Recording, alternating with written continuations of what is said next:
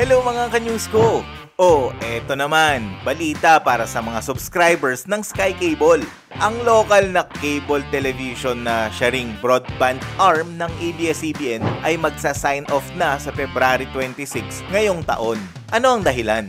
Ayon sa balita, binili na ng PLDT ang cable at broadband firm na pagmamay-ari ng prominenteng Pamilya Lopez. Tututukan daw kasi ng Sky Cable ang pagbibigay ng serbisyo sa internet. Sinabi nito sa isang anunsyo na ipinadala sa mga subscriber noong Biyernes. With this deal, the final broadcast and sign-off of Sky Cable will be on February 26, 2024 at 11:59 PM.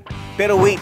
Huwag daw tayo mag-alala. Binigyan naman daw tayo ng listahan ng mga service providers na available sa ating lugar. Kaya't pwede pa rin tayo mag-enjoy ng mga palabas sa pamamagitan ng ibang serbisyo ng pay TV para ma-explore daw ang mga available options. At alam nyo ba, starting January 26, 2024, malilibre na ang subscribers sa bayarin. Kasama na ang mga pangunahin at karagdagang mga serbisyo. Pati na rin ang mga add-ons tulad ng pay-per-view at streaming services gaya ng HBO Go. They will also no longer be billed beginning January 26, 2024, including all main and additional outlets, as well as any add-on services such as pay-per-view and streaming services like HBO Go, sabi sa pahayag ng Sky Cable.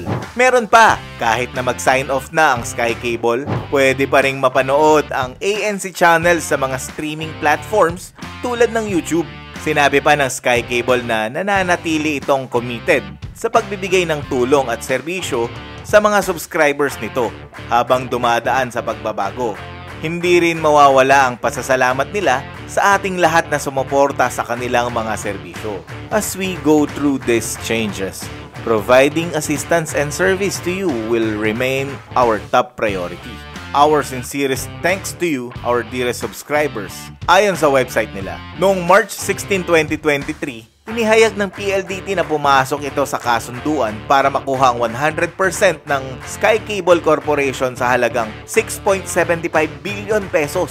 Gagamitin di umano ang perang ito para pambayad ng Pamilya Lopez sa mga pinagkakautangan ng ABS-CBN Broadcasting. Pinayagan naman ng Philippine Competition Commission ngayong buwan ang pagbenta sa kabuuan. Ang negosyo ng Sky Cable sa PLDT Inc. sinabi ng ABS-CBN na ipapahayag nito ang mga importanteng impormasyon upang i-update ang publiko sa kasunduan na ito. Matatandaan na ang Sky Cable ay unang umere sa Pilipinas noong January 1992 na siya namang flagship brand ng Sky na nagpapatakbo ng cable TV. At pagkatapos nga ng mahigit 3 decades ay namamaalam na ito.